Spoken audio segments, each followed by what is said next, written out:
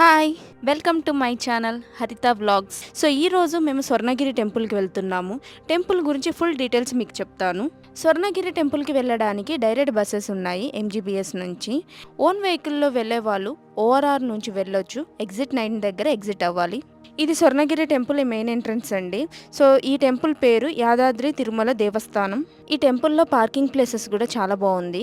So మనం enter అవుతున్నప్పుడే ఇక్కడ స్వామివారి పాదాలను చూడొచ్చు. చాలా పెద్ద పాదాలండి.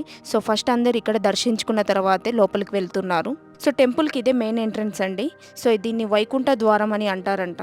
సో ఇక్కడ 108 స్టెప్స్ ఉన్నాయండి. ఇక్కడ ప్రతి చోట గోవింద నామాలు ఉన్నాయి. సో అవి మనం స్మరించుకుంటూ పైకి వెళ్ళొచ్చు.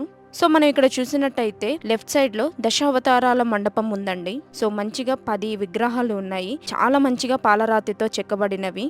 విగ్రహాలు కూడా చాలా చక్కగా ఉన్నాయి. సో అలా చూసుకుంటూ మనం పైకి వెళ్ళిపోవచ్చు.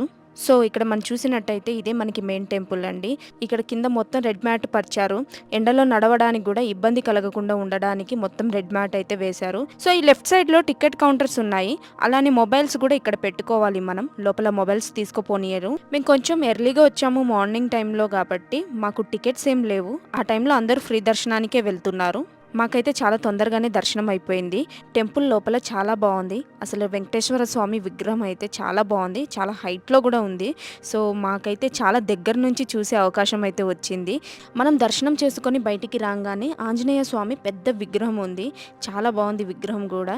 ఇక్కడ ఆంజనేయ స్వామిని దర్శించుకున్న తర్వాత రైట్ సైడ్లో మనకి జయగంట మండపం ఉందండి. చాలా పెద్ద గంట. సో సౌండ్ కూడా చాలా బాగా ఎక్కువ వస్తుంది.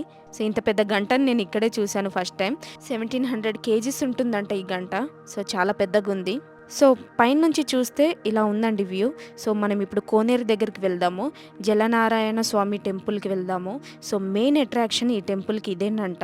ఈ మధ్యకాలంలో ఏ వీడియోస్ చూసినా ఫస్ట్ ఈ ప్లేసే మనకి కనిపిస్తుంది.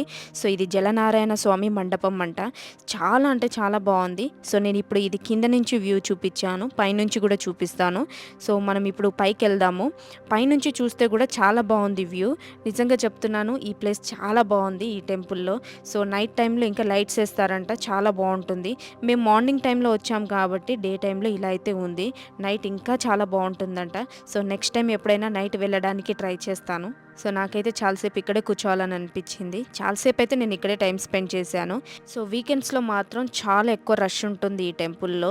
సో మేము వీక్ టైంలో వచ్చాము కాబట్టి అండ్ మార్నింగ్ టైం కాబట్టి అంతగా ఎవరు లేరు. మాకైతే చాలా మంచిగా అనిపించింది, చాలా ప్రశాంతంగా అనిపించింది. సో నేను ఈ కోనేరు చుట్టూ ఒక రౌండ్ అయితే తిరిగేసి వచ్చేసాను. అండ్ ఈ వాటర్లో అందరు కాయిన్స్ కూడా వేస్తున్నారు. ఎవరి నమ్మకం వారిది. అండ్ వాటర్లో కూడా ఎవరిని వెళ్ళనీయట్లేరు. సో అలా కోనేరు చూసుకుంటూ నేనైతే బయటకైతే వెళ్ళిపోతున్నాను. సో ఇక్కడ మనం వెళ్తున్న దారిలోనే లెఫ్ట్ సైడ్లో ప్రసాదం అమ్ముతున్నారు. ఒక లడ్డు 50 రూపీస్ అంట.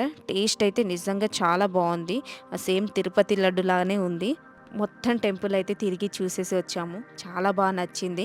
సో మీరు ఎవరైనా ఈ టెంపుల్కి రావాలి అనుకుంటే నైట్ టైం ప్లాన్ చేసుకోండి. నైట్ టైం ఇంకా చాలా బాగుంటుందంట.